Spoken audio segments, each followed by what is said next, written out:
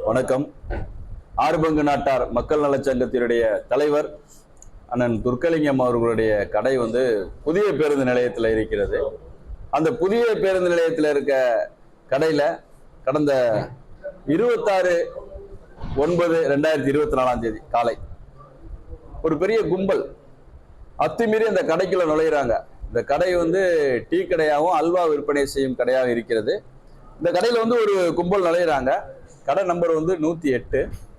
கடைக்குள்ள நுழைஞ்சு துர்க்கலிங்கண்ணனை மிரட்டி முன்னாடி ஒரு 5 பேர் பின்னாடி ஒரு 5 பேர் இருந்து அவரை வெளியேற்றுறாங்க. டீ மாஸ்டரையும் அதில் வேலையாளையும் மிரட்டி அவங்களையும் வெளியேற்றுறாங்க. வெளியேற்றிட்டு சட்டமுறைனா அந்த கடையோட சட்டை பூட்டுறாங்க. அந்த கடையோட சட்டை பூட்டும் போது பூட்டு போட்டு சாவி எடுக்கும் போலீஸ் வந்துடுறாங்க. அவங்க இன்னும் வேடிக்கை பார்த்துட்டு இருக்காங்க. அது போக இந்த கடையை இனிமே நாங்க தான் நடத்துவோம் அப்படின்னு சொல்றாங்க. இது என்ன விவகாரம் அப்படின்னு பாத்தீங்கன்னா, அந்த கடையை மாநகராட்சியில ஏலம் எடுத்தவருக்கும் துர்க்கலிங்கண்ணன் அவங்ககிட்ட வாடகைதாரா இருந்திருப்பாரு போல இருக்கு. அவங்க அந்த கடையை வேற யாருக்கோ மாத்தி விட ட்ரை பண்றாங்க. சரி, நம்மளை காலி பண்ணிடக்கூடாது அப்படின்றதுக்காக இவர் நீதிமன்றத்துல வழக்கு போடுறாரு. இவரை காலி பண்ணணும், சட்டமுறைனா காலி பண்ணணும், காலி பண்ணிட்டு அந்த கடையை வேற யாருக்காவது வாடகைக்கணுன்ற எண்ணத்துல இந்த பிரச்சனை நடக்கிறது. இதுல நாங்க என்ன கேட்கிறோம்னா, சிவில்ல ஒரு வழக்கு நடந்துட்டு இருக்கு. அப்படி வழக்கு நடக்கும்போது இந்த கடையை காலி பண்றது, வீட்டை காலி பண்றது, நிலத்துல புகுந்து வேலி போடுறது, இதெல்லாம் இந்த கட்ட பஞ்சாயத்து பேர்வழியில் இந்த திருநெல்வேலி மாவட்டத்துல பரவலா செஞ்சிட்டு இருக்காங்க. அப்ப இதுல உங்களுக்கு ஏற்கனவே தெரியும், 1 மாசத்துக்கு முன்னாடி இதே மாதிரி ஒரு நிலத்துல அத்துமீறி வேலி போடும் போது வழக்கறிஞர் ஒருத்தரை கொலை பண்ணிட்டாங்க. இந்த மாதிரி ஒரு சட்ட ஒழுங்கு இஷ்யூ வர்றதுனால போலீசார் அந்த இடத்துல இருந்துமே ரவுடி கும்பல் உள்ள போய் ஒரு வெளியேற்றுறான் அப்படின்னா போலீசார் கடுமையான நடவடிக்கை எடுத்திருக்கணும். இன்னொன்னு, போலீசார் அவங்க கூட வந்தாங்களா இல்ல தகவல் சொல்லி வந்தாங்களான்னு தெரியல. எப்படி வந்தாலும் அதுல ஏன் போலீசார் வேடிக்கை பார்த்தாங்கன்னு தெரியல. அவ்வளவு இவரை மிரட்டி வெளியேற்றுறாங்க. அதை ஏன் வேடிக்கை பார்த்தாங்கன்னு தெரியல. அப்புறம் கொஞ்ச நேரம் கழிச்சு இது பெரிய இஷ்யூ ஆனவனே சாவியை கொடுத்துட்றாங்க. ஆனா புகார் கொடுக்க போன துர்க்கலிங்கத்தை மிக அவதூறா பேசுறாங்க. நீங்க செத்தா என்ன எங்களுக்கு என்ன அப்படின்ற மாதிரி அந்த ஆய்வாளர் விஜய் அவர்கள் சொல்றாங்க. விசாரிச்சு பார்க்கும்போது இதுல மிகப்பெரிய பண பரிமாற்றம் நடந்ததா சொல்றாங்க. இப்ப வரைக்கும் அதுல நியாயப்படி சட்டப்படி உள்ள வந்தவங்க மேல இவங்க எஃப்ஐஆர் போட்டிருக்கணும், கேமரா உடைச்சவங்க மேல எஃப்ஐஆர் போட்டிருக்கணும், கூட்டினவங்க மேல எஃப்ஐஆர் போட்டிருக்கணும். இப்ப வரைக்கும் எஃப்ஐஆர் போடல. ஏன் போடல அப்படின்ற கேள்வியை கேட்டா எல்லாருமே ஊமச்சாமியா இருக்காங்க.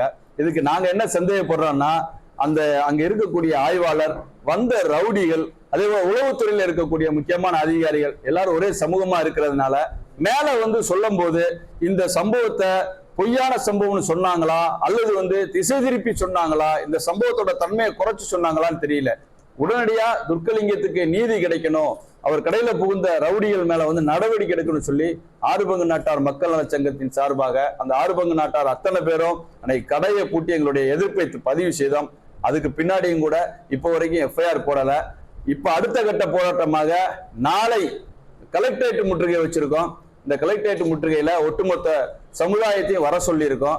இதுல எங்க சமூகத்தை சேர்ந்தவர் பாதிக்கப்பட்டிருக்கார், அவருக்கு நீதி கிடைக்கணும், சட்ட ஒழுங்கு பிரச்சனையா மாறிடக்கூடாது. இதுக்கு இடையில பாத்தீங்கன்னா, நாங்க அன்னைக்கு கடையடைப்பு போராட்டம் நடத்திட்டு இருந்த போது மரியாதைக்குரிய சகோதரர் பந்தல் ராஜா ஒரு வீடியோ வெளியிடுறாரு. அந்த வீடியோல பாத்தீங்கன்னா ஒரு 2-3 விஷயத்த சொல்றாரு.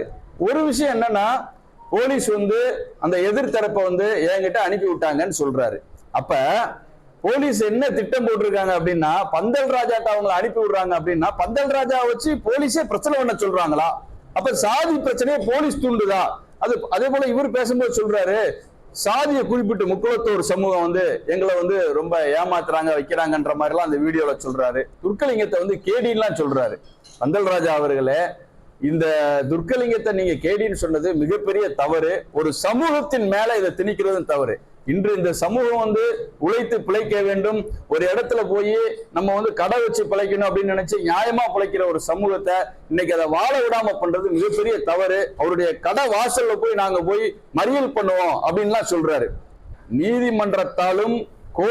நீதிமன்றத்தாலும் காவல்துறையாலும் சட்டப்படியும் தீர்க்க வேண்டிய ஒரு பிரச்சனையில நான் போய் மறியல் பண்ணுவேன்னு சொன்னார்னா இங்க எத்தனை வாடகை பிரச்சனை இருக்கு, எத்தனையோ இடத்துல நிலத்தகராறு இருக்கு, அந்த இடத்துல எல்லாம் போய் ஒரு கட்ட பஞ்சாயத்து பண்ணுவாரா?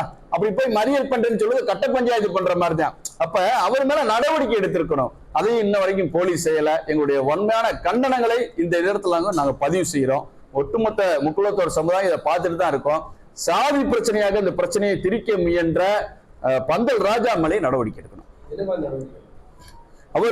இவர் பேசினதுனால என்னன்னு பாத்தீங்கன்னா, இதுவரைக்கும் இந்த பிரச்சனை வந்து நாங்க பேசும்போது ஒரு சமூகம், ஒரு மாற்று சமூகம் அப்படிதான் சொல்லி பேசுறது. பகிரங்கமா இந்த சமூகத்துக்கும் எங்களுக்கும் பிரச்சனைன்னு சொல்லி வெளியிட்டதன் மூலம் இது 2 பேருக்குள்ள தனிப்பட்ட பிரச்சனையா ஜாதி பிரச்சனையா மாத்த பாக்குறாரு.